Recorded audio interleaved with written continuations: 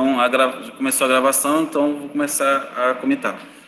A eletricidade, ela tem menos de 200 anos. Isso, 200 e poucos anos, mais ou menos. Isso é muito pouco comparado às outras áreas, a área mecânica, a área de agronomia. Tem centenas de milhares de anos. E a eletrônica, ela revolucionou o nosso mundo de hoje. Então, não seria possível, por exemplo, a construção de celulares, ar-condicionado, energia elétrica, tudo isso graças à eletricidade. E ela começou de uma forma bem interessante, através de curiosidade. Todos nós somos curiosos. Com certeza você, quando criança, já deve ter desmontado um carrinho, uma boneca, em algum equipamento para tentar descobrir como funciona, ter tentado entender como funciona a lâmpada da geladeira, que ela desliga sozinho. Então, o ser humano ele sempre foi muito curioso. Então, a eletricidade ela começou com uma curiosidade, porque a eletricidade não sabia o que era. Existia uma pedra que era o ambá, que quando você esfregava uma pedra na outra, ela já gerava uma faísca.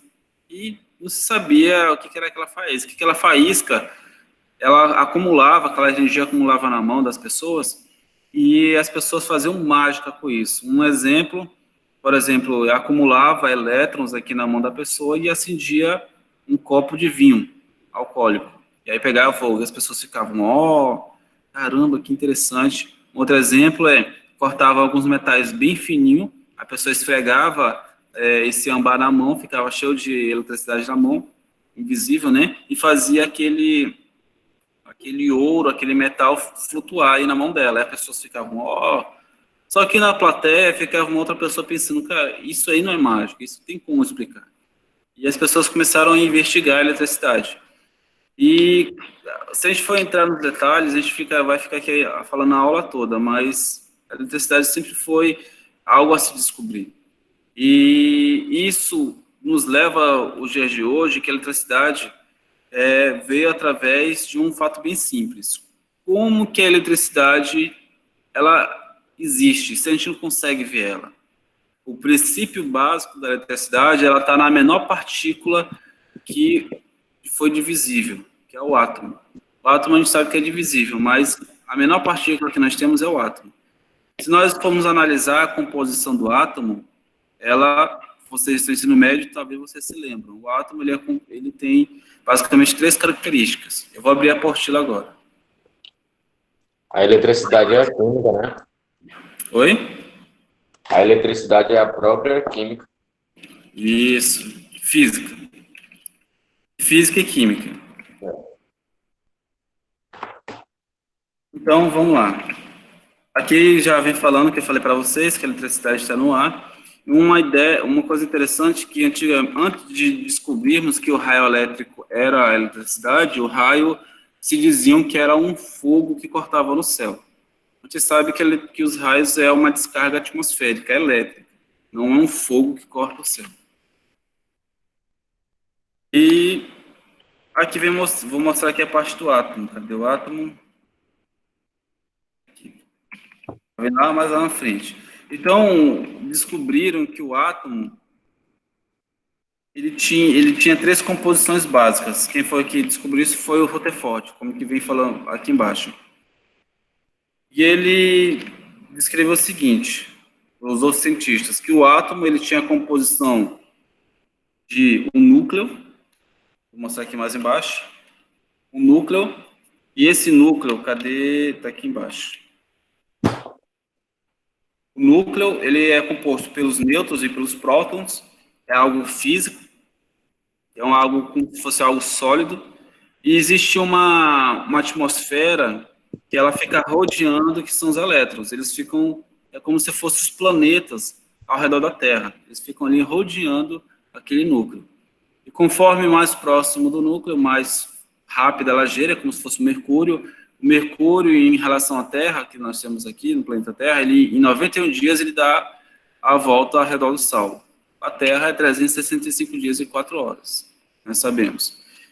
E essa é a composição do átomo. Existe ali os elétrons livres, não ficam numa linha, eles ficam soltos ali, girando ao redor do átomo. Isso é algo bem interessante, porque é através desse elétron que nós vamos estudar.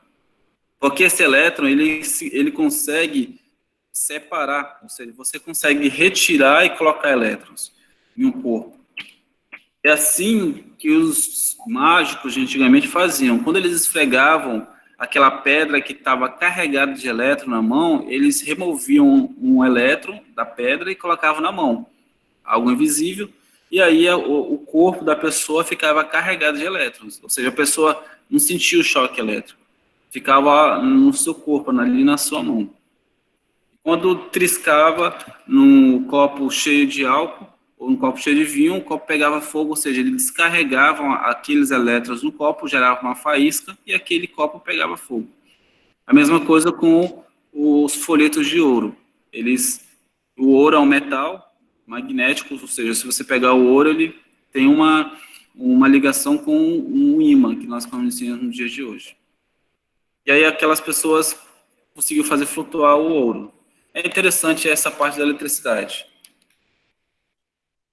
Aqui mais na frente, na página 47, ele já mostra isso que eu expliquei, que quanto mais próximo do núcleo, mais rápido ele gira, ou seja, mais forte ele é o elétron. E quanto mais distante, mais fraco, ou seja, ele consegue se soltar mais rápido.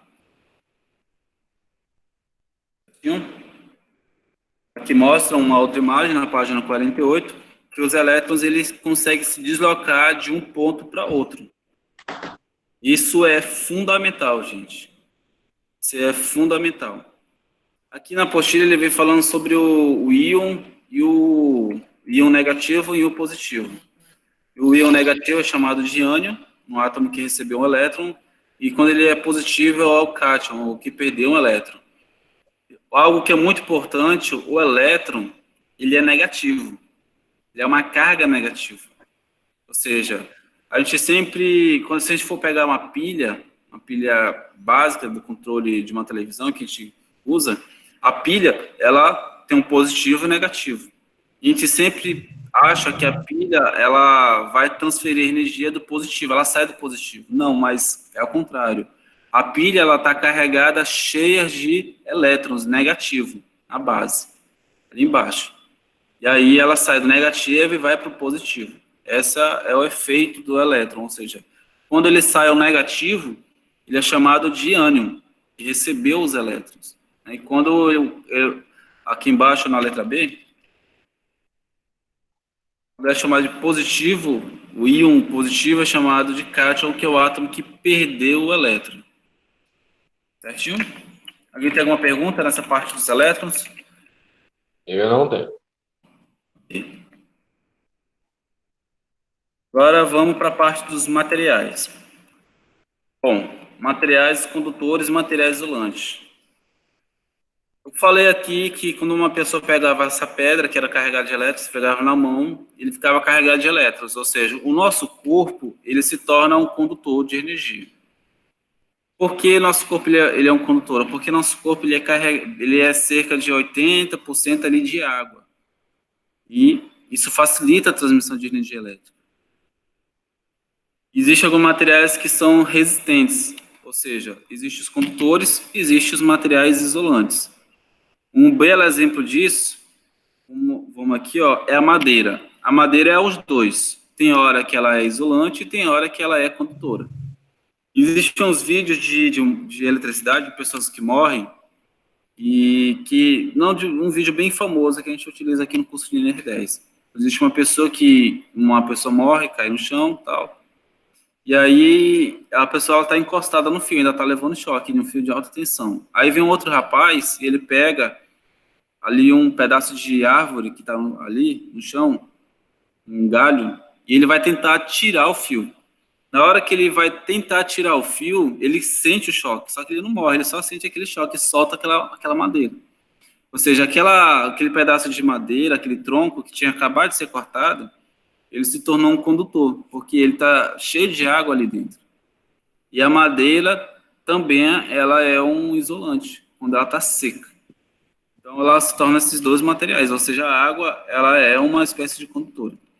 Mas existem aqueles condutores que são excelentes.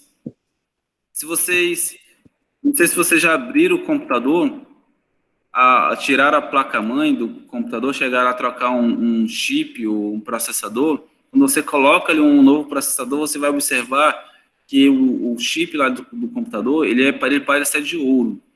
Ele é banhado a ouro, ele não é de ouro, ou seja, o ouro, ele é um excelente condutor de energia elétrica, é um dos melhores que a gente tem aqui na Terra, né, de maneira mineral.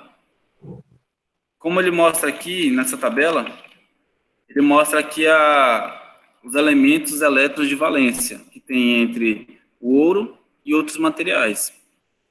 Ou seja, o cobre, cálcio, alumínio, galho, índio, boro, são todos esses materiais que tem na tabela periódica. Germânio, antimônio, arsênio, fósforo, oxigênio e cloro. Sabe um excelente material que é condutor? É o grafite. Eu cheguei a fazer aquele experimento na sala com vocês. Eu peguei a ponta da grafite e acendi ela como se fosse uma lâmpada. Chico fez isso aí. Eu lembro. Eu fiz? Lembro, né? Então, a grafite, ele é um condutor. Ele não é um excelente condutor, mas ele é um ótimo condutor. Vocês estão conseguindo ver a tela do meu computador? Não, a tela do computador e o seu... Tá, né? Beleza.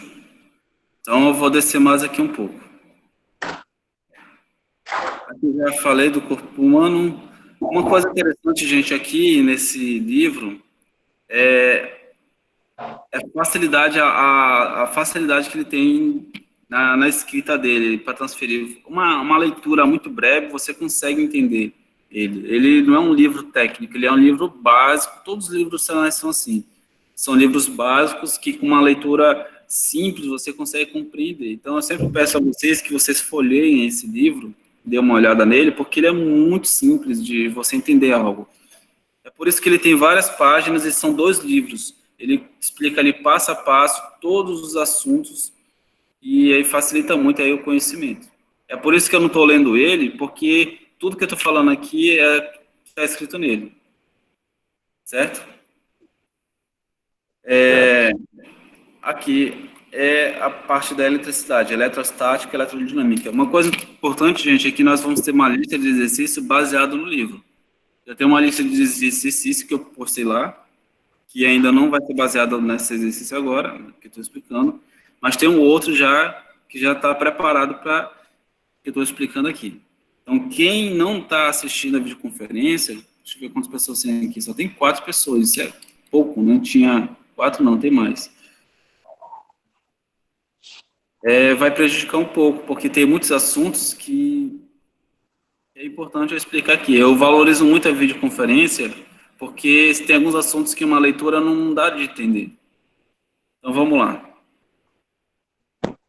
Que é eletricidade. Agora eu vou ler aqui. Eletricidade é uma forma, bem aqui, ó, é uma forma natural baseada na capacidade de atração e repulsão de elétrons. Ou seja, existem elétrons que se aproximam, existem elétrons que se distanciam. Como é que funciona isso? É bem simples. Você já deve ter brincado com um ímã.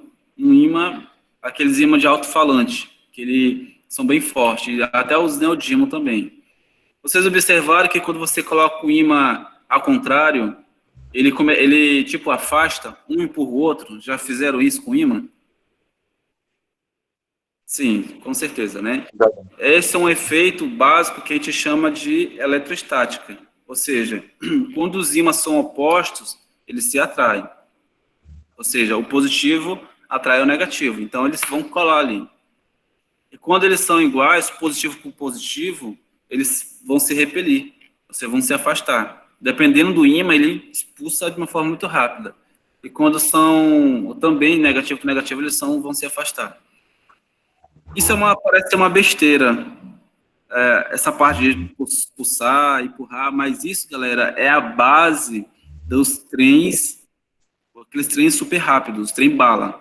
Porque o trilho, ele é uma base magnética flutuante. O trem ali, o trem bala, ele fica flutuando nos trilhos. Ou seja, ele tem ali o positivo, o positivo fica flutuando. Então, isso é muito importante. A eletricidade ele traz muitos benefícios no mundo moderno de hoje. Certo? Então, isso é o básico. Aqui do positivo e negativo. Né? Um outro detalhe, por exemplo, ó, o raio elétrico. Quando tem uma descarga atmosférica, o raio ele é negativo. Ele está descarregando ali na Terra. Porque a Terra ela é positiva e o raio é negativo. Por isso que o raio ele se sente atraído a cair na árvore, cair no chão. Por quê? Porque a Terra é positivo e o raio é negativo. Básico, né? Aqui vamos comentar agora sobre a eletrização. Eu vou fazer um trabalho com vocês vão fazer uma apresentação online comigo. E vai ser com base no que que eu vou explicar agora. Vou explicar isso no final da Pode mandar lá videoconferência. para mim, por favor? Oi? Não, nada não, professor. Ok. Então vamos lá. Eu estou na página 4053. Existe eletrização por atrito, por contato e por indução. É bem interessante isso. Aqui, no início da videoconferência eu falei desse mágico que esfregava uma pedra uma mão na outra e carregava ali os elétrons na mão e acendia o copo de vinho. Ou seja, esse tipo de eletricidade, eletrificação, essa transmissão de energia, é a letra A, aqui, ó. Eletrificação por atrito. Se vocês foram ver aqui, um pano, ele está esfregando um vidro, uma lã, e essa lã, ela está carregada de elétrons.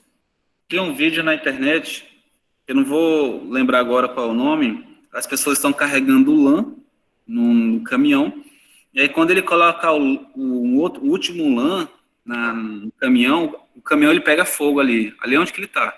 É como se tivesse uma pólvora. É porque a lã, galera, ele tem muitos elétrons. Você já deve ter visto isso. Quando vocês tiram um saco plástico do mercado, vocês vão perceber que alguns sacos, da maneira como você tira, ele está cheio de elétrons ali, os pelos ficam até arrupiados. Já deve ter visto isso, né? Aquele saco que coloca verdura no mercado. Ou seja, aquele saco, quando você remove ele tem um atrito tão grande naquele plástico que quando você tira ele está carregado de elétrons. Isso é muito comum, ou seja, esse tipo de eletrificação é por atrito, ou seja, você precisa esfregar uma mão na outra. Sabe um bom exemplo, uma prática que vocês conseguem fazer em casa? Vocês podem pegar uma caneta, um pedaço de pano, de lã, e esfregar a caneta. Vocês vão esfregar a caneta, um pedaço de pano, e aí eu vou abrir aqui a minha câmera. E o que acontece? E aí, o que acontece? Aí quando você corta um pouquinho de papel, aí quando você esfrega esse pano e passa no papel, o papel ele vai ficar no pano, ali. Perdão, no pano não, na caneta. Aí a caneta ele vai atrair os papéis, vai ficar grudado. Depois vocês fazem isso. Certo? Ou seja, essa eletricidade é por atrito. Essa é a prática que vocês vão fazer em casa. E ao mesmo tempo, acontece a eletrização por contato, ou seja, quando os papéis se encostam na caneta, você está fazendo ali um contato entre o papel e o metal, ou seja, quando você carrega ali a sua mão com elétrons nessa pedra, tem gente me ligando aqui querendo fazer serviço, mas estou ocupado. Quando você carrega a sua mão com os elétrons e faz uma faísca no copo, em algum outro metal, é eletrização por contato. Ou seja, você está transferindo uma carga de um corpo para outro, mas você precisa tocar. Existe o último, que é eletrificação por indução. Esse é o mais perigoso, gente. Por quê?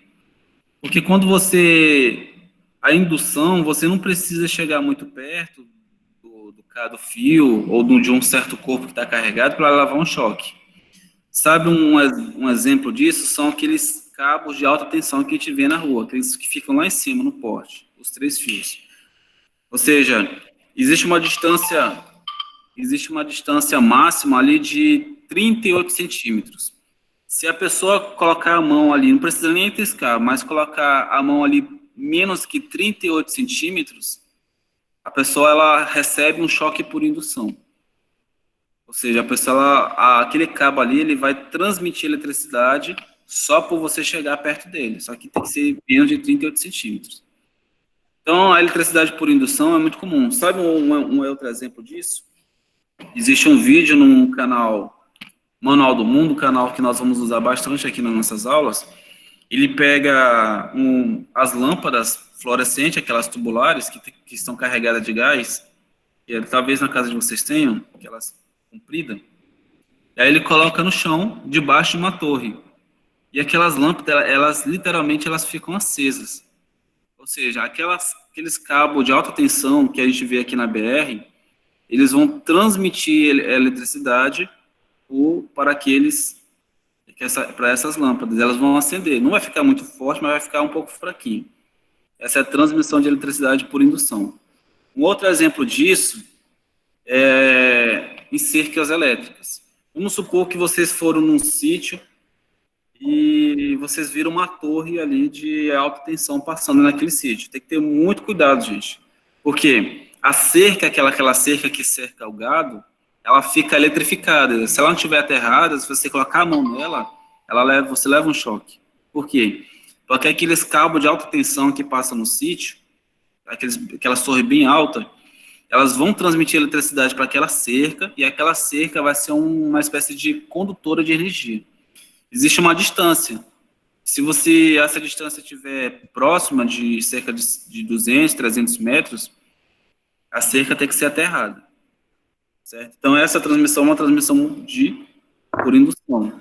É a mais perigosa que a gente tem, porque não precisa nem triscar nela que você recebe uma descarga elétrica. Certinho? Aqui, no livro, ele mostra aqui, por exemplo, um pente e uma torneira, né? Que ele está dizendo o seguinte, que se você esfregar o pente de cabelo e passar próximo ali da água, a água ela vai fazer uma curva por causa da atração. Porque a água é uma condutora de energia elétrica. Se você faz um atrito ali no pente de cabelo e chega próximo aquele fio d'água, tem que ser uma água bem fraquinha. Ela vai fazer uma curva. É claro que tem que fazer bastante atrito aí, nesse pente, né? Eu nunca fiz isso, mas vocês podem fazer depois aí e compartilhar lá no grupo. E encerramos aqui não a nossa videoconferência, mas a parte básica de fundamentos. Eu coloquei lá no Google Sala de Aula que eu comentaria 3 assuntos aqui na nossa videoconferência. Fundamentos, que é a história, que eu contei algumas histórias aqui, tensão elétrica, corrente elétrica e resistência elétrica.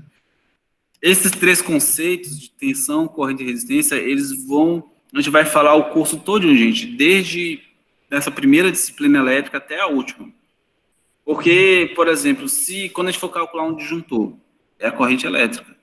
Eu vou calcular a tensão elétrica, eu preciso de um certo resistor. Eu vou fazer o cálculo, que a gente vai explicar mais na frente aqui, não hoje, mas outra oportunidade. Eu quero saber a resistência elétrica de um determinado equipamento, para ter um aquecimento X. A gente vai usar esses 3 conceitos, tensão, corrente e resistência, é o básico que vai levar aos conteúdos avançados. Quando a gente fala de conteúdos avançados, a gente volta a esse mesmo assunto. Então, a gente tem que ficar muito bem fixado os conceitos que eu vou explicar daqui para frente. A de primeira, falando aqui com vocês através dessa videoconferência, não vai ser possível vocês memorizarem. É através da prática, a leitura, através do experimento que vocês vão fazer em casa também, que eu vou passar alguns experimentos bem legais que vocês vão fazer em casa. Eu já falei 2 aqui, que é da caneta e do pente, né? Então, vocês têm 2 experimentos aí que vocês vão fazer. E tem outros experimentos que eu vou explicar para vocês fazerem em casa, que vai facilitar como que a eletricidade funciona. Porque a eletricidade é um fenômeno que a gente manipula ela. E a única forma de você ver ela é através de medição. Então, a única eletricidade que a gente vai ver fisicamente é a faísca. E tem uns experimentos legais também com faísca, com a bobina de Tesla utilizando fogão elétrico. Você coloca ali uma lâmpada num fogão, Aí você, no fogão elétrico, é aquele acendedor elétrico. Né? Aí você liga ali, aí você cria um arco elétrico ali na lâmpada. É um outro experimento. Tem uma porrada de experimento que dá de fazer em casa, gente. É por isso que eu falei que tem muita prática aí que dá de fazer em casa. Tranquilo. Não precisa nem gastar um absurdo de dinheiro. Aí são coisas básicas, de R$ 5, R$ 12. Certinho? Então vamos lá, gente. Nosso primeiro conceito de tensão elétrica, de eletricidade, é a tensão elétrica, certo? Como que eu vou explicar aí a tensão elétrica? Vou fazer uma comparação aqui com vocês. Eu vou abrir agora a minha câmera, o meu computador, que eu quero que vocês olhem nos meus olhos. Então vamos lá. Eu quero que vocês tentem imaginar, quero que vocês reflitam. Pense o seguinte: por que eu preciso de uma caixa d'água que fique numa altura alta, em casa? Já chegaram a perguntar, a pensar nisso? Por que eu preciso de uma caixa d'água de 500 litros, uma altura de 5 metros, por exemplo, 5, 10 metros? Podem responder. Alguém tem ideia? Não. Não? Agora eu vou fazer uma pergunta para vocês. Se eu pegar essa caixa d'água e abastecer a torneira, o chuveiro de vocês, para vocês tomarem banho, etc. Se vocês pegarem essa caixa d'água e colocar ela no chão, vocês vão ter a mesma pressão de água ali na torneira e no chuveiro? Só se tiver uma bomba, né? Isso, como se fosse uma bomba, ou seja, a caixa d'água que vocês têm em casa, ela fica uma altura ali um pouco acima, porque você precisa da gravidade da Terra, uma certa pressão na água para ela poder chegar na torneira de vocês. Então, quanto mais alto e quanto maior o volume de água na caixa d'água, altura, maior a pressão. Não sei se vocês já foram em algum condomínio popular, tipo Morada Melhor, Bairro Novo, alguma coisa assim. A água ali, quando você abre a torneira, parece que é uma cachoeira, uma pressão ali muito grande. Pelo menos lá em casa é assim. Isso porque você tem muita pressão ali, muita água, em uma altura muito grande. Ou seja, quanto maior a altura da caixa d'água, maior a pressão. Isso é algo óbvio. Mas o que isso tem a ver com eletricidade? É o princípio básico de tensão elétrica. Porque quando eu falo a caixa d'água, e a pressão ali, eu estou falando de potencial. Agora eu vou abrir aqui a apostila.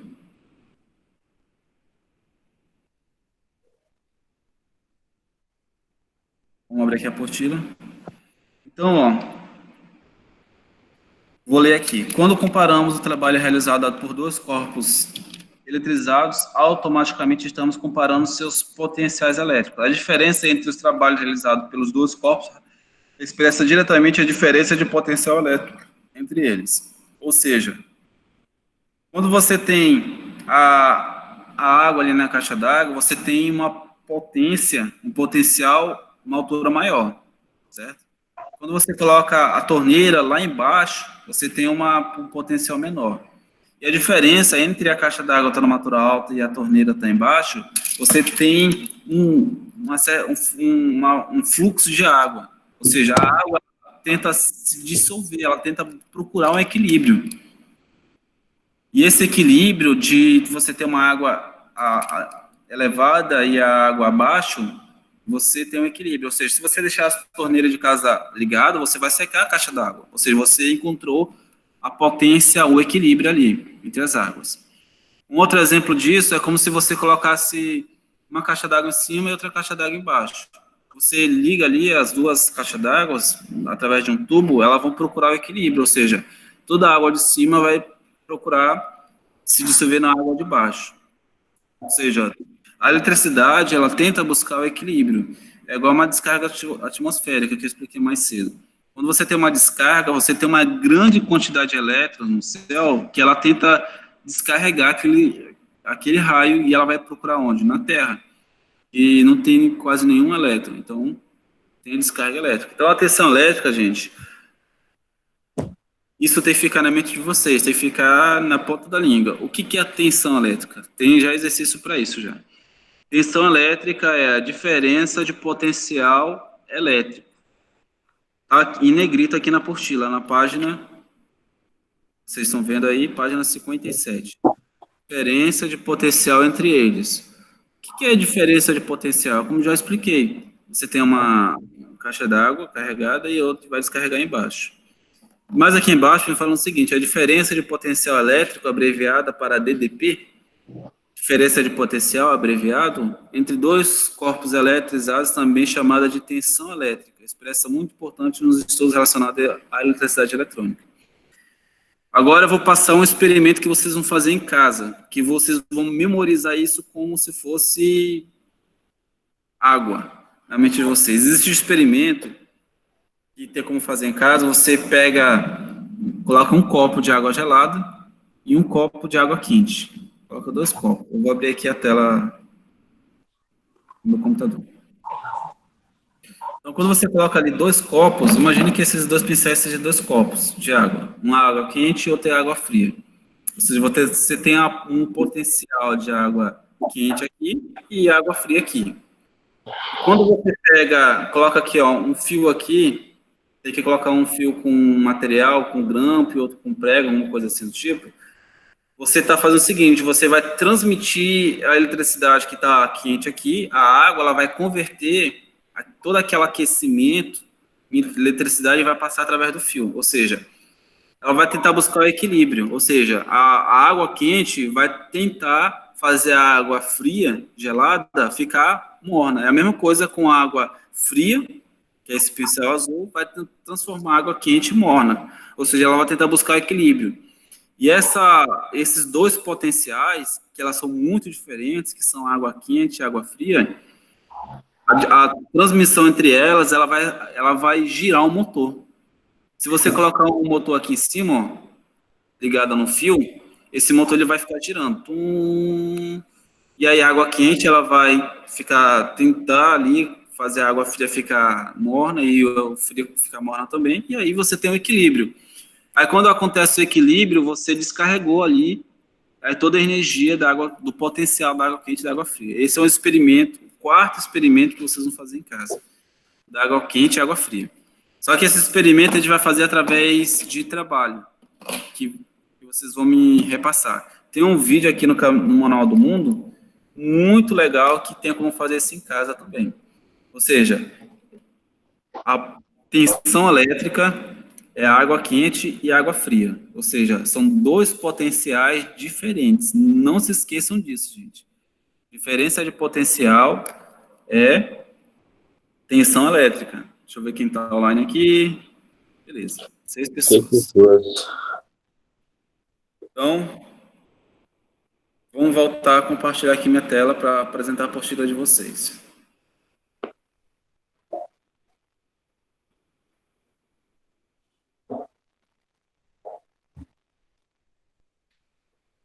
Como criar o desequilíbrio elétrico, já falei. Olha só, gente. Aqui na página da apostila, na página 58, ele mostra isso, né? Você tem aí uma pilha, e essa pilha, ela está carregada de prótons prótons é algo sólido. Ela está carregada de elétrons. E quando aqui na página 58, eu estava explicando, ela tem aqui a pilha, ó. Essa parte da pilha positiva, ela está normal. Ela está faltando elétrons. Só que o lado negativo da pilha, ela está carregada de elétrons, ou seja, ela vai buscar ali o equilíbrio entre elas. Quando ela busca esse equilíbrio de negativo para positivo, é assim que a gente consegue fazer funcionar uma lâmpada, um motor elétrico, um equipamento eletrodoméstico, certo? Meu computador, ele avisou que vai descarregar aqui. Vou ligar meu computador aqui rapidinho.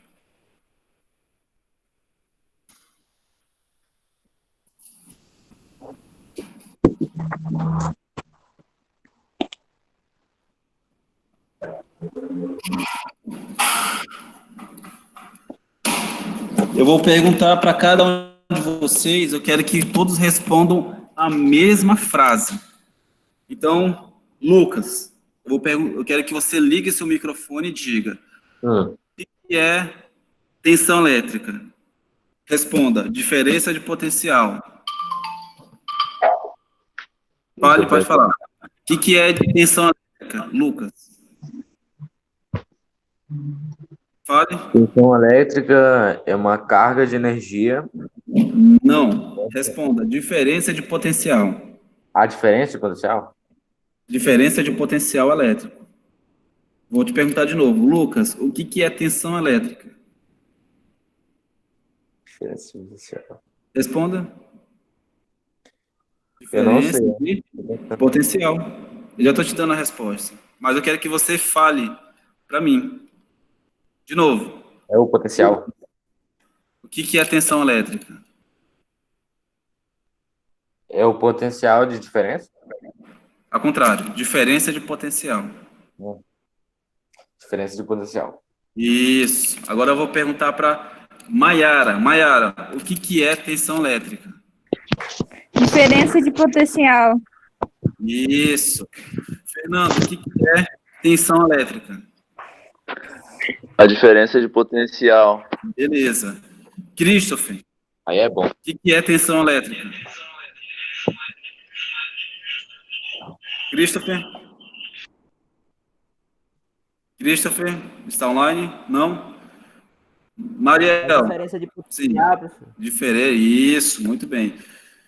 Mariel, o que é tensão elétrica? Diferença de potencial. Perfeito. Já falei, eu perguntei para Maiara. Vanessa, o que é diferença de... Perdão, o que é tensão elétrica? Vanessa? É diferença de potencial. Isso. E faltou, todo mundo falou. Gente, isso tem que estar na ponta da língua. Não? Por quê? Porque agora a gente não vai conseguir raciocinar bem. Existe muita informação na nossa mente, muita coisa. Mas aí quando você dorme e passar dos tempos, aquela informação ela vai se tornar mais nítida, mais fina, mais leve. E é assim que a gente consegue aprender as coisas. É por isso que estudar próximo do Enem, para quem vai fazer o Enem, não tem como você aprender. É um processo, você precisa aprender aquela informação, fica aquela densa poeira de informação, ela vai ficar mais fina, fica mais fácil. É uma boa técnica de aprendizado. Professor, Sim. só uma pergunta. Eu não estou conseguindo ter acesso à apostila. Eu fui lá no Google Sala de Aula, mas ela não está abrindo. Não? Ok, eu já vou... O celular também não abriu. Não, né? Eu vou verificar o que está acontecendo. Qualquer coisa eu coloco no grupo desse, tá bom? Tá, obrigada, professor. Voltando. Tensão elétrica. Unidade de medida. Isso é bem tranquilo. Porque isso é como se fosse as gramas que nós compramos no dia de hoje. Um belo exemplo disso é quando a gente vai comprar um produto no mercado. Por exemplo, quando a gente vai comprar arroz, feijão ou carne, a gente vai comprar em quilo. Só que dificilmente nós falamos a palavra quilograma, que é o termo correto, que é o KG, quilograma. Eu vou pedir para o açougueiro, eu quero 800 gramas ou 1,5 kg de costela ou de músculo, ou seja, essas são unidades de grama. A mesma coisa acontece com a unidade de tensão elétrica, que é dada em volts. É engraçado a história da tensão elétrica. Eu vou contar uma história para vocês. É um francês da década do século passado, 1800 e bolinha, 1880. Esse tal de Alexandre Volta, que é o sobrenome dele, Volta, ele abriu um sapo, estava ali dissecando o sapo, né? Agora não me pergunte por que ele estava fazendo isso. E aí ele mexendo ali no sapo, ali cutucando ali o sapo já morto, ele percebeu que a perna do sapo, se mexia. Ele, caramba, a perna do sapo se mexe sozinha. Será por que essa perna do sapo se mexe sozinha? Aí ele foi investigar, ele descobriu o seguinte, que a perna do sapo, existe vários neurotransmissores, que são os nervos que a gente conhece no dia de hoje, e quando ele triscava ali na perna do sapo, ele entendeu que existia uns pulsos elétricos que fazia a perna se mexer sozinha. Aí o que que ele entendeu? Que a tensão elétrica é a diferença de potencial e você precisa empurrar essa tensão para ela poder se mover. E isso, o sistema internacional de unidade, o SI, homenageou ele por essa descoberta e deu o sobrenome dele, que é Volta e Volts. Ou seja, quando eu falo na minha casa, ó, a minha tomada é 110 volts, é por causa desse cara, o Alexandre Volta, que abriu lá o sapo e fez todo esse experimento. Então, volts é a unidade de tensão elétrica, que é a diferença de potencial. E a tensão elétrica, ela tem unidades grandes, como kilovolts, e unidades submúltiplas, que são os milivolts. Nós vamos falar muito disso em todo o curso. Em todo o curso a gente vai falar essa unidade de volts. Por quê? Você lembra que eu falei para vocês das torres de transmissão de energia elétrica que tem em sítio, que passa na BR? Essas torres, elas são em kilovolts. Os técnicos, eles abreviaram o nome e falam assim, ó, essa torre aqui, ela tem 13,8 kV. Geralmente é um termo muito comum entre os técnicos, ou seja, 13,8 kV, que é kilovolt, é 13.800 volts. Porque a unidade K é quilo, como vocês estão vendo aqui na apostila. Kilovolts. E tem uma unidade submúltiplo, que são os milivolts. Aonde eu vou utilizar os milivolts? Em equipamentos eletrônicos. Porque, por exemplo, o sensor de temperatura, o PTC, que vai informar a temperatura local, é um sensor bem pequenininho. E esse sensor ele vai converter a temperatura em tensão elétrica, em volts. Só que essa tensão é muito pequena, é 0,05 volts, 0,02 volts. Ou seja, é uma tensão em milivolts, é bem preciso. E aí, na eletrônica, nós usamos esse sensor que vai converter a temperatura em tensão elétrica, e vamos pegar essa tensão e transformar em um valor físico, num display. Então, a tensão elétrica está no nosso cotidiano, em todos os lugares. Certinho? Tem os submúltiplos, que são em milivolts, e volts.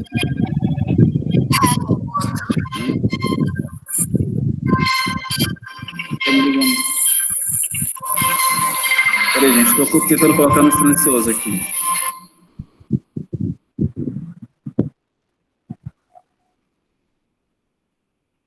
E tem um cara querendo fazer serviço, consertar uma máquina, mas estou ocupado agora. Beleza. Existem algumas submúltiplos que são bem pequenos.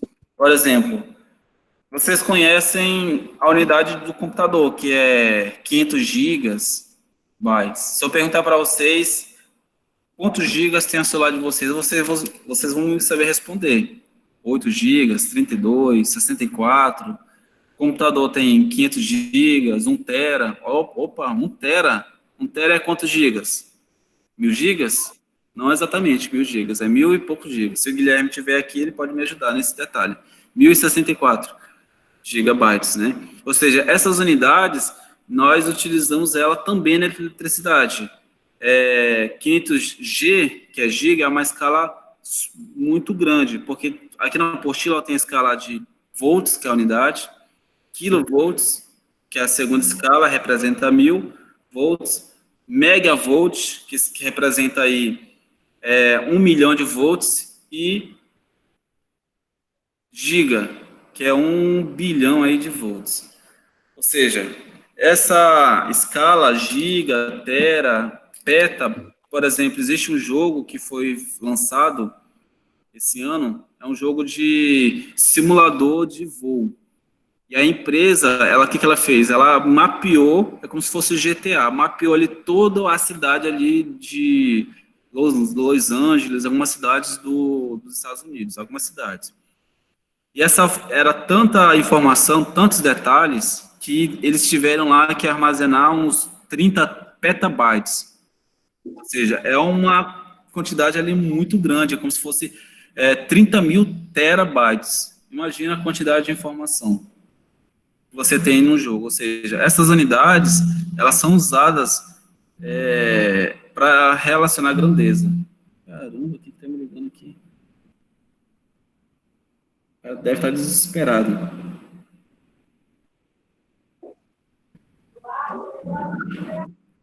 Continuando. Beleza. E aqui é uma conversão de unidade de medidas de tensão elétrica. Essa tabela ela vai facilitar, mas a melhor forma é através de exercício que eu vou passar para vocês. Certo? Porque cada um tem uma maneira de converter, dividindo por 1000, multiplicando por 1000. Uma coisa muito importante, gente, muito importante mesmo, relacionada do que eu estou falando. Vou abrir até aqui a minha câmera, que eu quero que vocês olhem nos meus olhos para mostrar o quão sério é isso.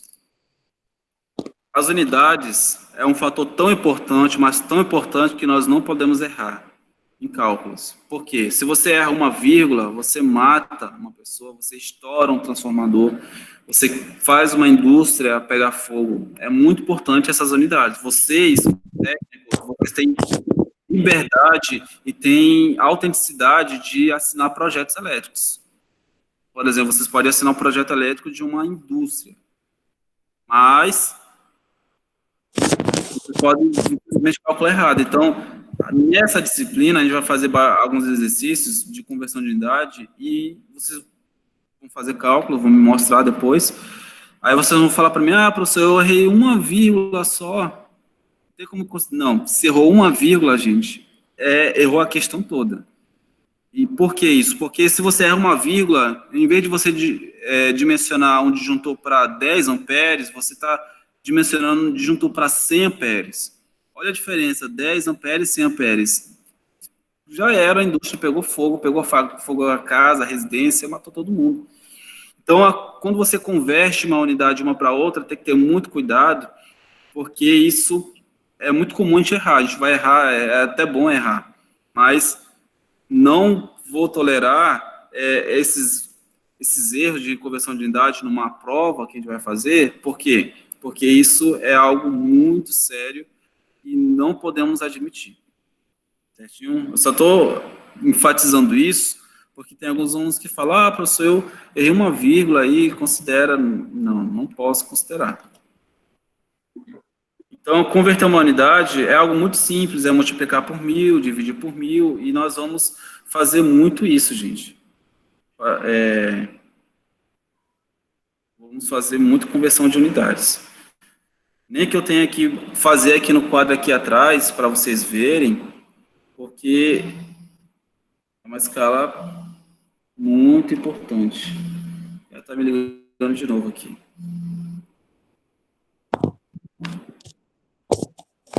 Aqui no multímetro,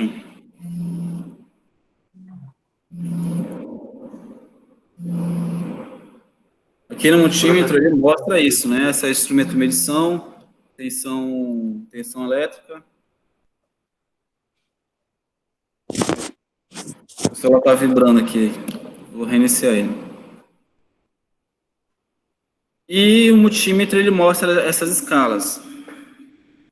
E o multímetro, gente, que eu vou pedir para que vocês adquirem, aí vocês vão falar, professor, eu não tenho dinheiro, tá numa situação crítica, meus pais não estão trabalhando, mas é R$20 o multímetro, gente. Eu vou pedir que vocês façam o esforço de tentar comprar esse multímetro.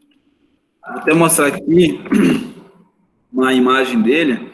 Por quê? Porque esse multímetro, ele é utilizado, a gente vai utilizar ele para fazer as medições. E aqui nós vamos fazer toda a comparação, a prova de converter a unidade de quilo para mili, e aqui é aqui que a gente vai errar nas medições, a gente vai aprender. É esse multímetro aqui, ele é bem baratinho, nem que a gente tenha que fazer loja de material de construção, muitas lojas vendem ele, e na internet também vende, só que na internet você tem que pagar o frete, né? Então, se vocês puderem verificar quanto é que custa o frete, se existe frete grátis para ele, e comprar em conjunto, mas eu acho que eu prefiro que cada um compre o seu, para evitar aí de problemas, né? Quando envolve dinheiro, é sempre um problema. Esse multímetro aqui, eu vou colocar esse esse multímetro, essa imagem dele lá no grupo. Mas se vocês acharem outro multímetro barato, não tem nenhum problema. Esse aqui é um Professor, multímetro... Sim, pode falar. tinha fez 4 postagens ontem. São as 4, eu não vi ainda, não tive tempo. As 4 são atividades, né? Não, teve uma postagem da gravação dessa videoconferência. Essa videoconferência está sendo gravada. Eu vou publicar ela no YouTube e vou colocar o link dela lá no sala de aula. A segunda postagem que eu fiz foi dos livros.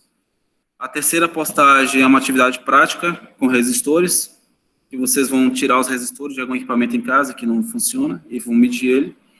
E a quarta é uma lista de exercícios teórica. São 4 postagens. Tem mais postagens aí que eu vou publicar. Por exemplo, fazer uma postagem do experimento que vocês vão fazer em casa, né? Que eu expliquei aqui. Aí vocês vão lá explicar como vocês fizeram, se deu certo. É importante fazer esses experimentos. E, professor, Oi, pode falar, tô ouvindo. a gente vai fazer a atividade com esse material aí que o senhor está mostrando, com esse voltímetro, né? Voltímetro, sim. É o nome com correto ele, esse experimento aí. Oi?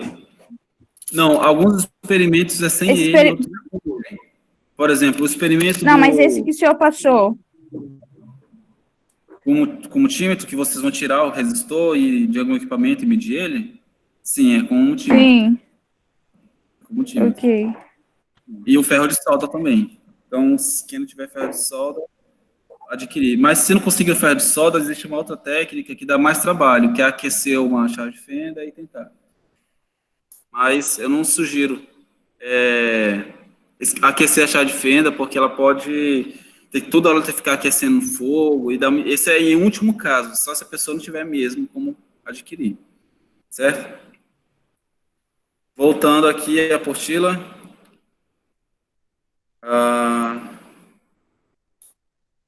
Esse multímetro aqui, eu não vou entrar em detalhes com ele, porque eu tenho que explicar o multímetro que vocês têm na mão de vocês. Então, mas eu vou só passar aqui um filtro por ele. O multímetro, gente, olha só, vou dar um zoom aqui para que vocês vejam os detalhes. A vantagem dessa apostila, ela é muito explicativa. Vou dar um zoom bem aqui para que eu possa mostrar esse multímetro aqui. Ó. Ele é bem real. Olha só. Estão vendo aqui que esse multímetro tem várias escalas, né? Tem a primeira escala aqui que é alto V, off, que é desligado. A escala de tensão, estão vendo aí? Olha só a escala aqui que ele tá, que é a escala de V, tracinho, tracinho e um traço contínuo. Essa escala é a escala de volts, tensão elétrica, só que corrente contínua. Existe 2 tipos de tensão. Foi até bom eu já comentar sobre isso. Existe a tensão alternada e a tensão contínua. Ou seja, existe a energia que chega na nossa residência, nas nossas tomadas, que é uma energia diferente do que a gente tem no controle ou que é a energia que a gente tem no celular, na bateria do celular. Qual a diferença? A energia que chega nas nossas tomadas é a energia de corrente alternada. Ou seja, é esse primeiro aqui, ó, esse VTIL. E esse V, linha traço reto e tracejado, é corrente contínua, que a gente consegue medir as baterias. Ou seja, eu não posso utilizar um multímetro, uma escala para medir outra, porque são diferentes. Eu tentando mostrar isso através de um gráfico, eu tenho uma onda senoidal, não sei se vocês já estudaram sobre isso, um cosseno, e esse cosseno, esse ângulo, ele varia conforme o tempo. Desculpa aqui. Existem outras escalas, por exemplo, ó, que é a escala de milivolts alternada e contínua ao mesmo tempo. Aí você precisa apertar aqui nesse botão amarelo, aqui no botão range, que vai mudar essa escala. Cada multímetro tem seu mistério. Não tem, eu preciso explicar o básico para vocês. Por quê? Porque quando eu explico o básico, o símbolo, aí vocês vão adquirir experiência. Porque cada multímetro é diferente um do outro. Mas uma coisa importante, gente, que a gente tem que aprender. O multímetro, a gente não pode errar as escalas. Existe um vídeo da Ana Maria Braga, aquela que apresenta Mais Você na Globo, e ela tentando ali falar, é sempre bom você ter um multímetro em casa para fazer as medições. Aí ela falou, eu vou mostrar aqui como é que é bem simples. Ela pega o multímetro, esse amarelinho que vocês vão comprar, e ela foi tentar medir a tomada. Aí colocou ali na tomada, falou, é muito simples, ó. Ela ficou mudando ali a seleção das escalas. Aí, pum, explode ali, dá um estouro.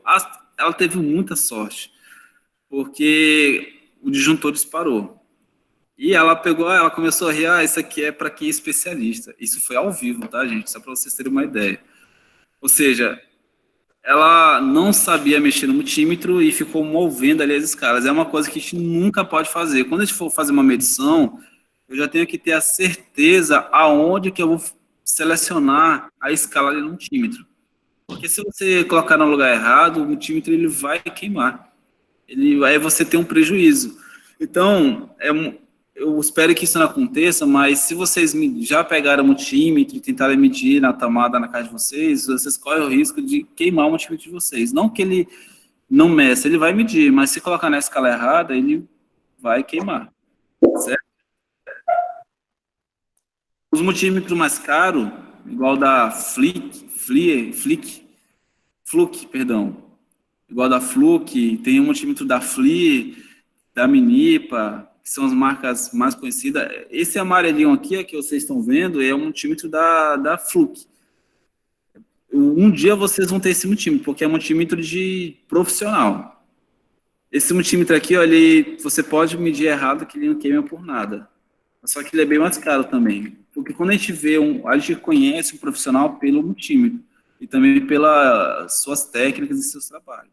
Quando um profissional tem um multímetro da Fluke, a gente vê, o cara é profissional mesmo. Então, esse multímetro que vocês vão comprar, ele é um multímetro básico, só para fazer experimentos em casa ali, nunca pode ser utilizado em ambientes reais. Por exemplo, eu não posso medir a tensão de um quadro de energia elétrica, eu posso, no máximo, medir a tensão ali na tomada, no máximo. Por que isso? Porque esse multímetro que vocês estão comprando, ele que vocês vão adquirir, ele é básico, ele não tem muita segurança. Então, ou seja, para medir a bateria de celular, para medir a pilha, para medir resistência, corrente, ele vai servir, isso aí vai ser fenomenal, vai ser excepcional para a gente. E aí é bom que ele é baratinho. Mas nunca utilize esse multímetro em quadro de energia, em medições. Eu até coloquei isso lá nos comentários da atividade prática, porque é normal a gente ser curioso. Se eu fosse aluno, eu seria curioso. A primeira coisa que eu ia fazer, se eu tivesse um tipo desse, se eu fosse aluno, eu ia sair medindo tudo que eu tivesse em casa. Você pode fazer isso, mas tem que ter muito cuidado quando você trata de energia lá na tomada da casa de vocês. Certo? Professor, tem alguma marca específica de multímetro? Tem. Para comprar? Marbras, deixa eu abrir aqui. Tem várias marcas. Deixa eu abrir aqui. Esse aqui, deixa eu ver a marca.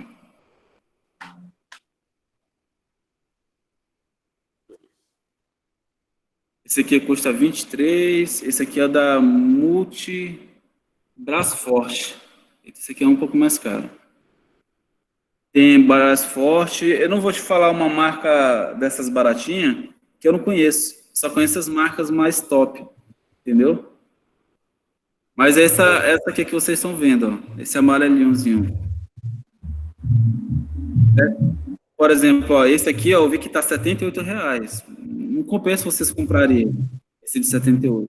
Vou comprar o de 20 mesmo. Eu vou abrir esse aqui. Esse aqui tá R$23 no Mercado Livre. Sabe um lugar que eu vi que é barato? Um aluno comprou lá na Barbosa Materiais Elétricos, que fica lá na Abunã. Aí ele pagou, foi R$20 no multímetro. Eu fui fazer um serviço, e aí o serviço era só olhar, não era nem para fazer nenhuma manutenção. Aí eu cheguei lá e ele falou, não, eu vim mesmo para tu fazer. Eu falei, cara, eu não trouxe nenhuma ferramenta. Aí eu falei, não, eu vou comprar o multímetro ali rapidinho. Aí eu comprei esse amarelinho aqui, de R$ 20. Lá na Barbosa. Vocês podem pesquisar depois, ligar para lá, perguntar quanto que é esse multímetro aqui. Ele não tem nem marca, ó. Ele é bem básico mesmo, mas isso ajuda muito, mas muito mesmo. Vocês não têm ideia o quanto isso vai ser bom para nossas aulas práticas. Certo? Continuando, está próximo de 11 horas, o horário era até 11 horas, né, para não ficar muito longo a videoconferência. Aqui mostra como fazer medições de tensão elétrica. E vamos lá. Eu vou marcar uma outra videoconferência com vocês para fazer essas medições. Então, ó, eu vou combinar com vocês o seguinte, hoje é sexta-feira, vocês conseguem comprar esse multímetro segunda-feira ou quarta-feira da semana que vem? Eu consigo. Vocês conseguem? Alguém tem alguma certa dificuldade de não conseguir? Porque eu posso agendar a próxima videoconferência, aí eu vou comprar um desse também, aí a gente aprende junto. Eu vou ensinar vocês a fazer algumas medições. Aí eu marco com vocês na segunda-feira a próxima videoconferência, ou na quarta-feira da semana que vem. Certo? Porque, ó, aqui na apostila ele mostra como fazer a medição de uma lâmpada, por exemplo. Tem uma pilha, uma lâmpada, ele está fazendo a medição. Essa medição a gente chama de medição em paralelo. Certo? Aqui, ó, inclusive até aqui, ó, fique alerta. Nunca deve se mudar a escala de função quando o instrumento da medição estiver conectado em circuito ligado. Aqui onde está verdinho. Foi isso que a Ana Maria Braga errou. Ela ficou mudando ali. Vê no YouTube depois. Coloca lá Ana Maria Braga multímetro. Vai ter um monte de vídeo dela lá.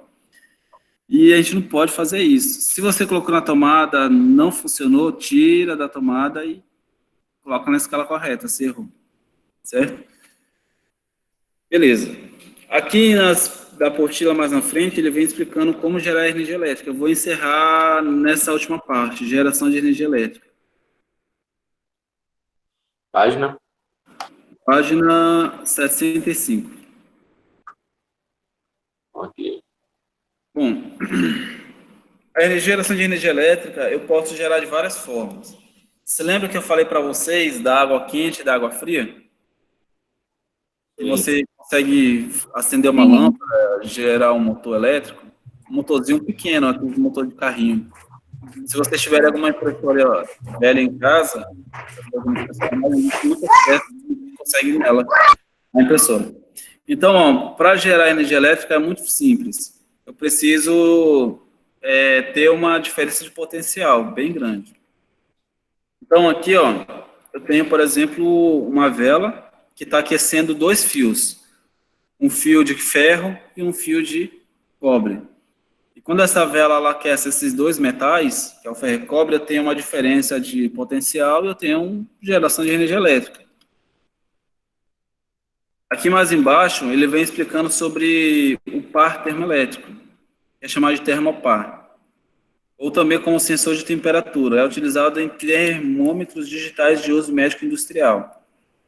Vocês talvez devem ter em casa esse termômetro digital, ó, aquele que a gente coloca nas axilas para medir a temperatura quando uma pessoa está com febre. Muito comum, é R$ 10 esse termopar.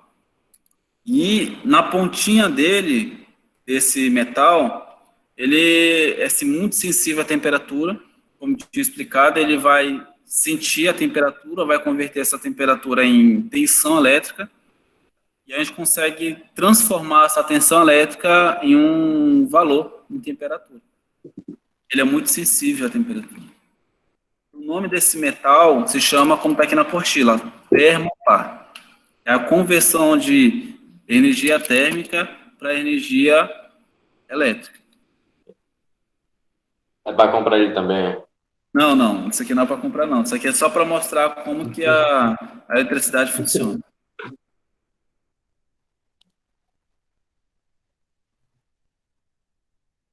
Aqui embaixo tem a geração de energia elétrica por ação da luz. Ou seja, tem como converter energia elétrica usando luz? Tem. Esse é o princípio básico das placas solares. Ou seja, a placa solar, você coloca uma placa no telhado, e ela vai converter a energia que vem do sol, energia elétrica.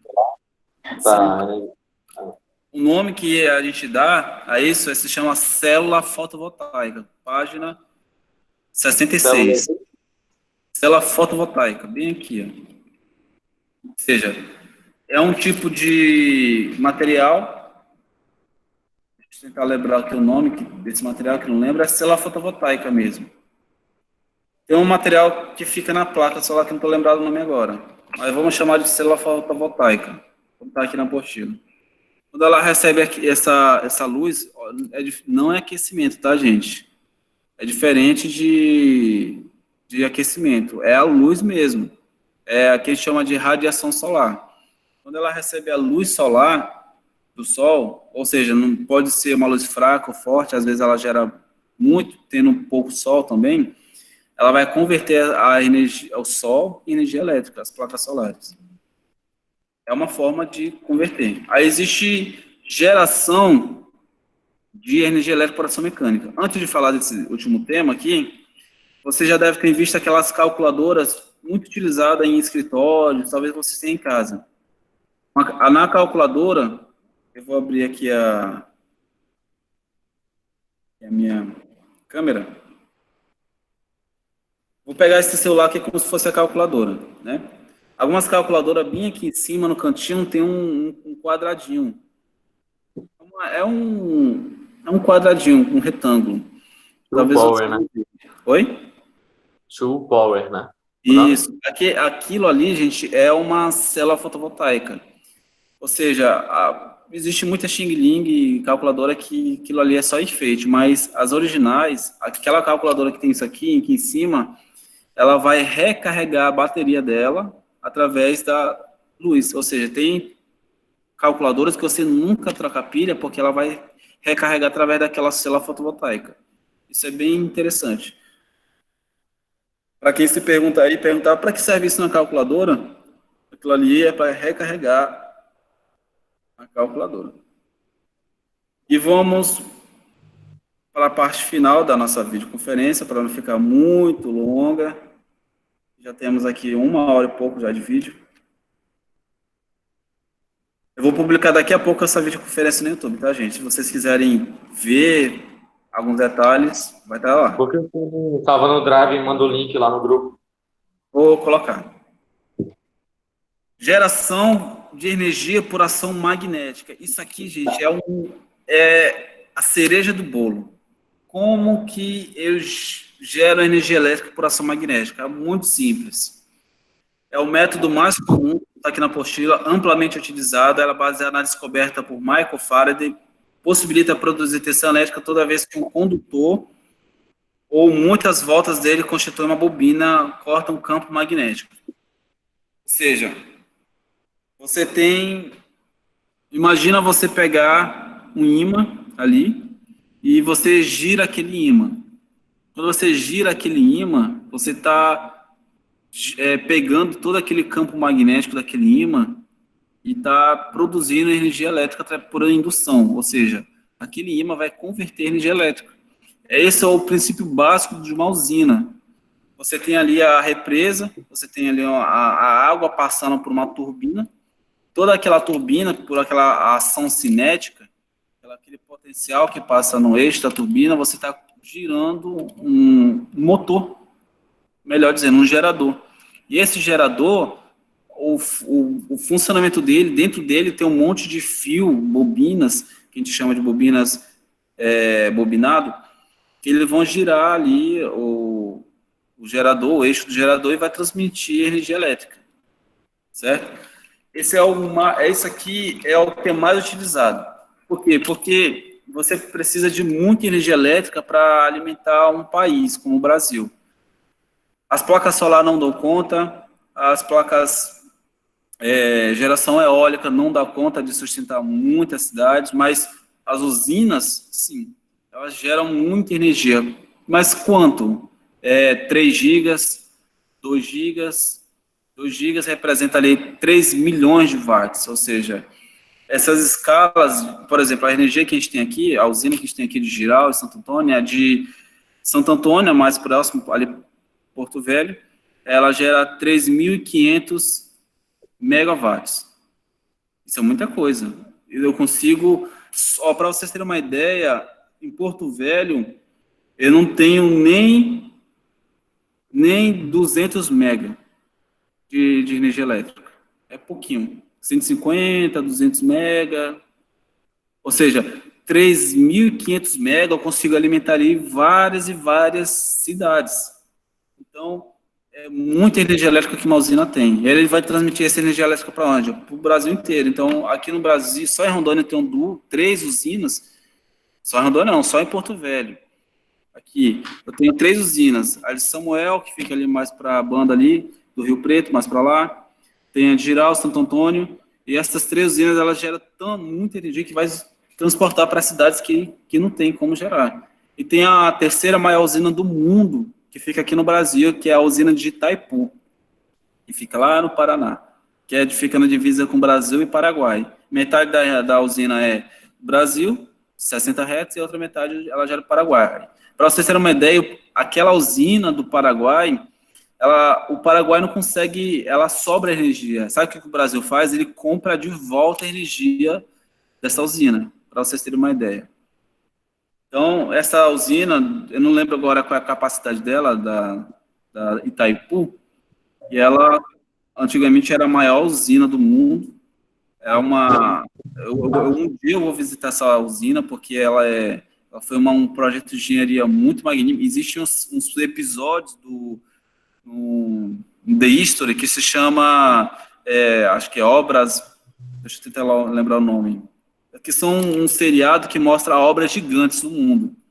E aí tem um episódio lá que mostra sobre a construção dessa usina de Itaipu, que levou aí uns 20 anos para ser construída. É uma obra gigante, gente, gigante. Existem também alguns vídeos dela abrindo ali uma tubulação, jorrando água. Quando ela está cheia de água, ela precisa jogar água. Então, uns tubos lá gigantes que jorram água. É uma coisa mais linda. Agora, vamos aqui para a última parte, que já falei. Isso aqui eu vou deixar para depois. Os tipos de usina. Isso aqui vocês são fera nisso, que é muito explicado no ensino médio. Que é a geração de energia elétrica por usina, geração de energia elétrica por usina nuclear, geração de energia elétrica por térmica, geração eólica. Isso aqui vocês já sabem de qual é salteado. Eu gosto muito da energia nuclear, porque ela é muito polêmica. Vocês já assistiram aquele seriado Chernobyl? Que é da HBO? Eu ouvi falar, mas eu não assisti, não. Eu tenho ele. Olha, para quem não tem estômago, assim, ele é muito dramático, o seriado. O seriado não mostra mortes nem nada, ele é muito político, é muito dramático, mas são uns melhores seriados que eu já assisti, gente. Para vocês terem uma ideia, quando ele foi lançado, esse minissérie, que é chamado, né, que é só 5 episódios, em uma semana, ele superou a quantidade de pessoas que assistiram do Game of Thrones, para vocês terem uma ideia. Com 5 episódios. Ou seja, o que em 5 episódios fez, superou a quantidade de telespectadores do Game of Thrones, para vocês terem uma ideia. Porque Chernobyl é uma usina muito fechada, ela é uma usina da União Soviética. E a União Soviética, ela abafou ali aquela usina, porque foi o maior acidente nuclear da história, Chernobyl. E quando Chernobyl aconteceu, ninguém sabia o que podia acontecer aquela radiação. E existe até uns animais que foram vários animais mortos, várias pessoas morreram na tentar abafar, porque eu não vou entrar muito em detalhes, porque senão vai consumir muito nosso tempo aqui, mas só vou comentar um pouquinho do Chernobyl. A usina, ela explodiu, né, por vários erros humanos, não foi erros da usina mesmo, foi o erro humanos, porque não seguiu os critérios de segurança. Mas olha só o interessante, quando a usina explodiu, tá, tudo bem, é só jogar água? Não, não é só jogar água, porque você tem ali o átomo do urânio, ela tem muita energia, ela tem como se tivesse muitos elétrons, muita energia ali nela. E e o que acontece? Quando ela está em ficção ou fusão, ela esquenta tanto que não tem nada que consegue, só as barras de grafite que consegue parar a reação nuclear dela. Ela esquentava, se você assistir o seriado, talvez vocês não entendam, porque é muito técnico o seriado, a minissérie. Mas o engraçado é o seguinte, que aquele átomo de urânio, ele esquenta tanto que ele começou a derreter a usina, o chão da usina, começou a derreter o chão, e o chão se tornou uma lava quente, e ela começou a derreter, e foi se afundando ali no chão. Como é que você consegue parar isso? Aí o que eles fizeram? Eles cavaram por debaixo da usina, aí eles mostram ali várias pessoas construindo, e ficou muito quente ali, porque era literalmente, o urânio ele derreteu ali o chão, se transformou em lava, e as pessoas cavando ali embaixo, construíram um concreto, porque aquela lava ia chegar num lençol freático. E aí, o que aconteceu? Uma outra explosão, porque você tem muito vapor de água e ia explodir de novo. Essa é uma explosão bem maior. Aí eles cavaram ali, jogaram tudo que tinha que jogar dentro da usina ali, jogaram vários materiais para acabar com a reação, aí conseguiram parar a reação nuclear. Mas eles tinham outro problema, que o seriado mostra, que é a radiação, porque ali, aquela fumaça, ela se espalhou pela Europa, pela Rússia, e várias pessoas ficaram contaminadas. Algumas pessoas não morreram naquele ano, mas morreram depois. E é muito polêmico. E a usina nuclear, ela é alvo de ataques terroristas. Então, a vantagem dela é que ela gera muita energia, com pouco espaço. Mas a desvantagem é que quando acontece um acidente, o negócio é feio. Sai de perto, não tem ação humana nenhuma que consegue desfazer. Somente o tempo mesmo que vai desfazer. Para vocês terem uma ideia, Chernobyl, que fica ali na província ali da Rússia, não fica na Rússia, mas ficava num país associado com a Rússia. É um país, aquela área é isolada, as pessoas podem visitar ali perto e tudo mais, mas é uma cidade fantasma, foi abandonada, para vocês terem uma ideia. Porque as pessoas foram tiradas ali à força, porque se você assistir o seriado, vocês vão ver que as pessoas saíram da cidade e elas não sabiam o que estava acontecendo. Ou seja, vamos sair daqui e depois vocês voltam. Aí existem alguns vídeos que mostram ali a cidade literalmente abandonada. As pessoas só saíram com a roupa do corpo, com algumas coisas na mão, e a cidade está do jeito que está até hoje. Porque a cidade inteira está contaminada pela radiação. E também existe alguns desastres aqui no Brasil, de acidentes não nucleares, mas de radiação. Porque algumas máquinas de raio-x, elas precisam dessa radiação, desse material radioativo, que é o césio. Existe um desastre aqui no Brasil que se chama Césio 137, e contaminou uma cidade de Goiânia, e algumas pessoas morreram na hora. Esse é tema de outras videoconferências e de trabalho que a gente pode fazer. Eu vou encerrar a videoconferência aqui. Gostaria de saber se alguém tem alguma pergunta. E, professor, eu tenho uma pergunta, mas não tem nada a ver com o assunto. Pode falar. Por que acontece essas quedas de energia? As quedas de energia, ela acontece por dois fatores básicos. O primeiro fator que acontece as quedas de energia é um curto. Por exemplo, quando acontece um curto na rede, começa a ventar muito, aí o fio bate no outro e tem queda de energia. Aí, em algum lugar, algum fusível vai disparar. Aí a pessoa vai lá, a Energisa, um técnico vai lá e fechar a chave do fusível de novo. Outro fator que acontece a queda de energia é o fator que a gente chama de estratégico.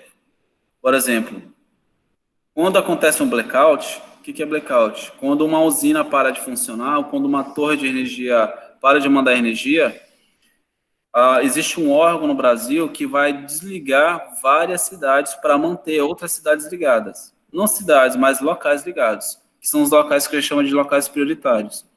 Um exemplo disso é aeroporto, hospitais, esses locais nunca pode ficar sem energia, porque são situações de alto risco. Um hospital, por exemplo, não pode ficar sem energia, porque a pessoa pode estar fazendo uma cirurgia de uma pessoa ali e tudo mais.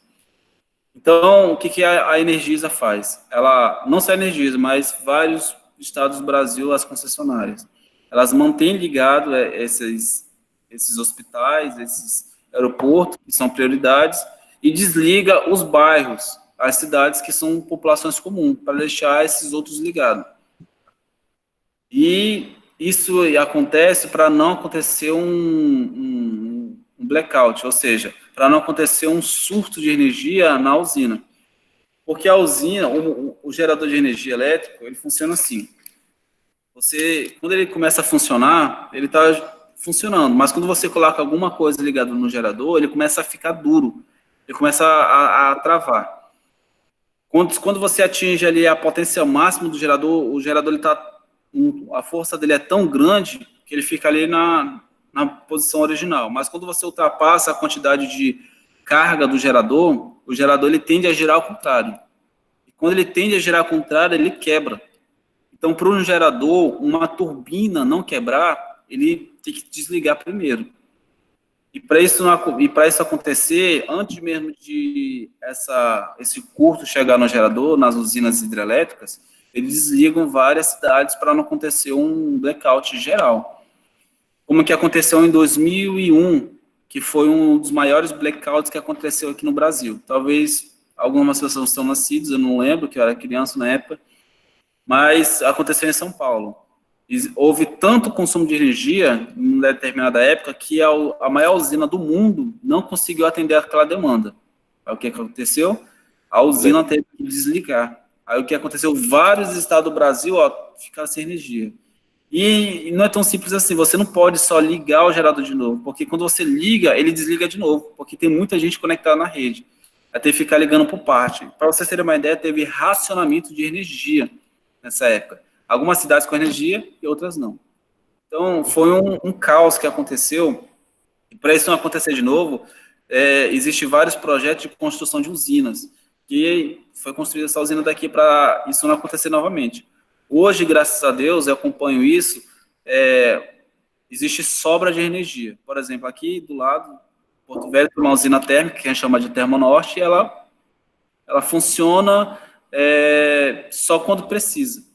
Mas, se um dia precisar, ela volta a funcionar. Então, blackout, assim como que aconteceu, só acontece por algum erro humano hoje, mas por falta de energia não tem, porque a gente tem energia sobrando. Mas se voltar a faltar energia de novo, como aconteceu, e se constrói novas usinas. A região norte aqui do Brasil tem muitos rios, e existem vários rios aqui em Rondônia que dá para ser utilizado como usinas, como o Rio Machado, lá em Machadinho do Oeste. Esse rio já foi feito um estudo de construção de usina, só não foi construído ainda porque não tem necessidade. Então, se um dia vocês, daqui a uns 5 anos, 10 anos, vocês ouvirem falar, usina de Machadinho vai ser construída porque o Brasil chegou a demanda chegou à capacidade de geração e precisa construir mais usinas. Mas, respondendo a tua pergunta, 2 fatores que acontecem a queda de energia. O curto-circuito na rede, e desliga a rede para não acontecer um curto-circuito na subestação, porque quando acontece um curto-circuito na subestação, o desastre é maior. Mais regiões ficam sem energia. É mais fácil disparar um fusível no poste e desligar um bairro do que disparar lá na subestação e desligar metade de Porto Velho. Eu não lembro quantas subestações tem aqui em Porto Velho, mas tem umas 3, 4. Se desligar uma subestação, a Zona Leste inteira fica sem energia. Então, a Zona Leste é uma área muito populosa de Porto Velho. Eu não sei se vocês são de Candeias, são de Porto Velho, mas estou citando um exemplo de Candeias. Por exemplo, se disparar de Candeias, fica aqui, ali do Laterno Norte, mais ou menos aqui na metade, entre Porto Velho e Candeias. Se dá um curto-circuito ali, Candeias inteiro fica sem energia. Então, é um sistema elétrico de potência bem estruturado e bem complexo. Isso são temas de várias aulas para poder explicar isso. Mas não tem muita necessidade, a área de vocês é a área eletrônica, industrial e predial. Mas é sempre bom entender um pouco dessa área de sistema elétrico que nós dependemos dela, que é a nossa eletricidade. Mas foi uma excelente pergunta. Muito interessante. Eu perguntei porque aconteceu 2 vezes já de falta de energia aqui em casa, na zona aqui. Uhum. Entendi. Mas esses problemas, olha só, quando acontece falta de energia, vamos supor que seus parentes, vamos supor que a sua casa tem um comércio, e acontece queda de energia.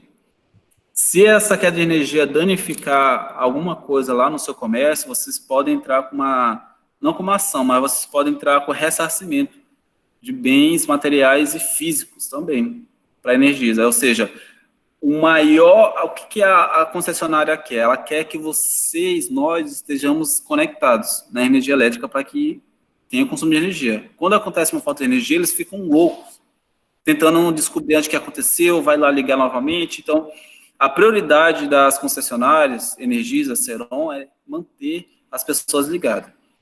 E na nossa conta de energia, ela vem falando isso, que a gente chama de DMIC e FIC-DMIC, que são tempos de energias não conectados e quantas vezes aconteceu.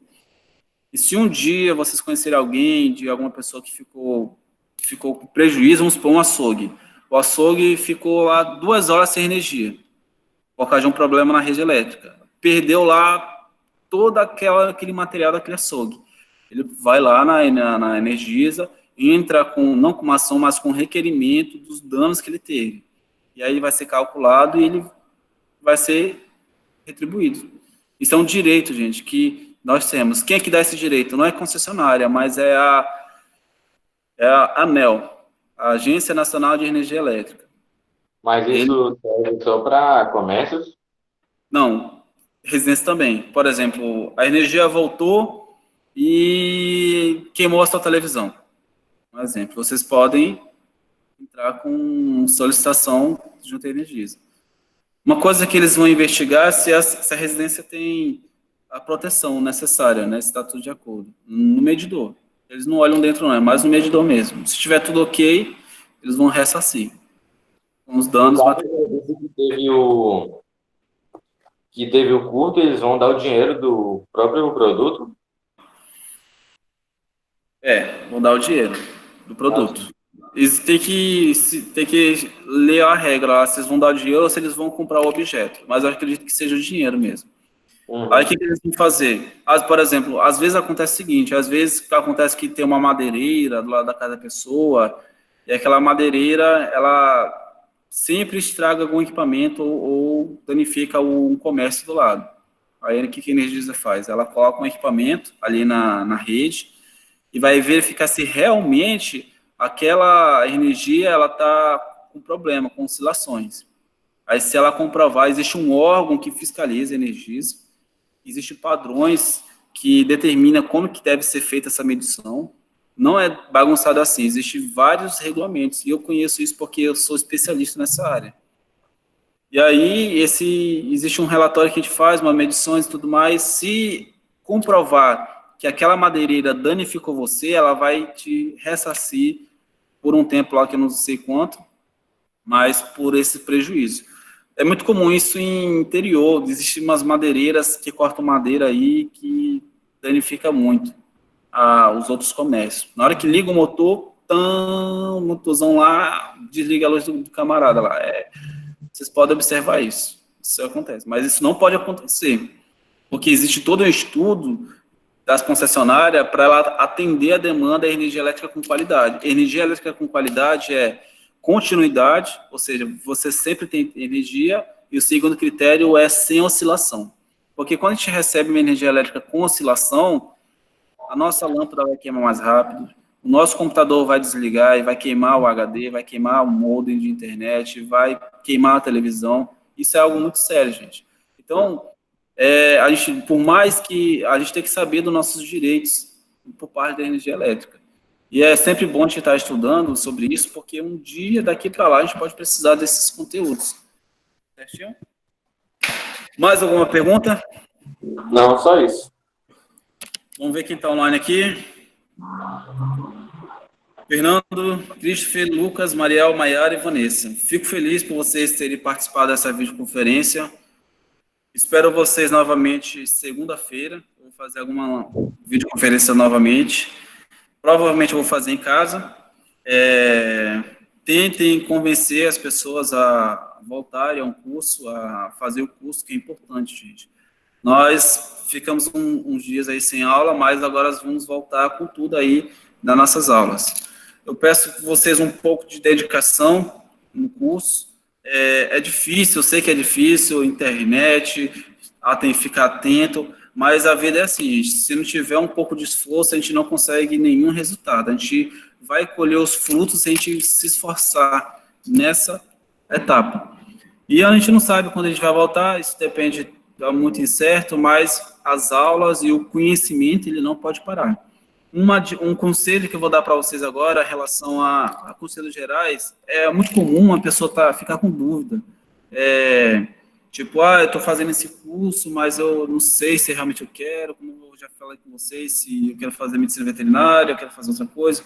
Mas uma coisa eu quero dizer para vocês, o futuro é muito incerto e a gente sempre precisa ter um plano B. Por mais que vocês gostem de medicina veterinária, informática, uma outra área, é sempre importante a gente ter um plano B. E esse plano B pode ser esse curso de vocês. Isso pode ajudar muito vocês. Ou pode acrescentar, fazer uma união com o que vocês vão gostar de fazer no futuro. Porque vocês estão estudando para o Enem, vocês estão se dedicando, estão ali se matando para tirar uma boa nota do Enem, algumas pessoas estão fazendo isso. E aí vocês pensam, mas eu estou estudando para fazer, um exemplo, medicina ou odontologia e eu estou fazendo um curso que não tem nada a ver com isso. Mas você já chegou a pensar, se você não conseguir uma boa nota no Enem e não conseguir uma faculdade gratuita, você precisa de um meio para poder pagar essa graduação, se não conseguir 100% no FIES ou no ProUni, tudo mais. E o curso, esse certificado, o conhecimento, ele pode ajudar vocês a conseguir o que vocês querem no futuro.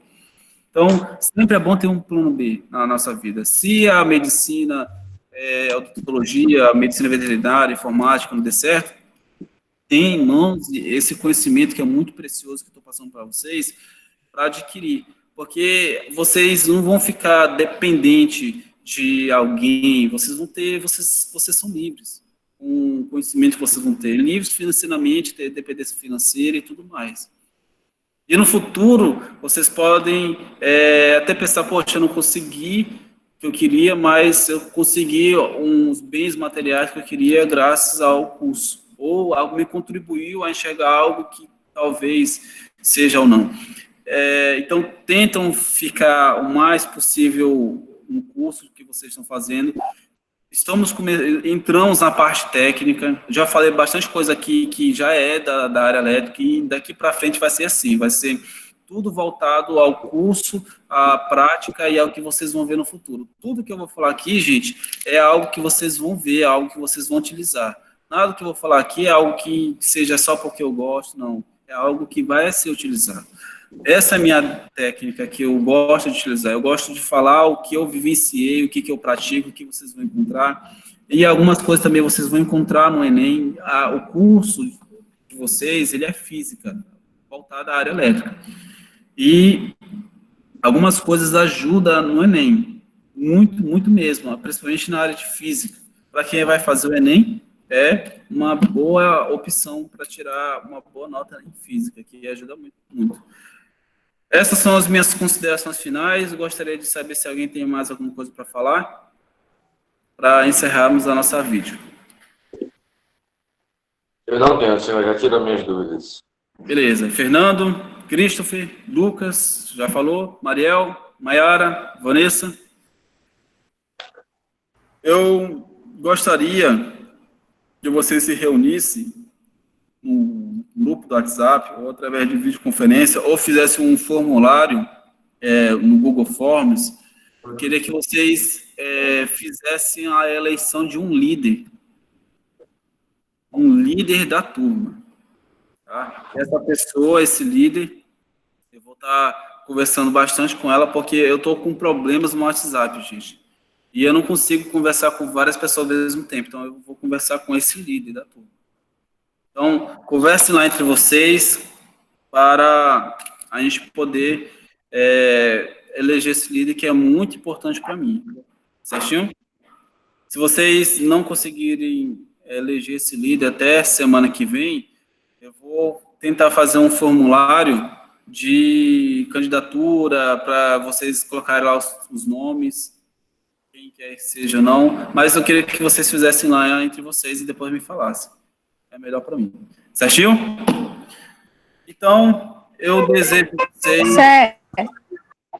Oi? Ninguém tem alguma coisa?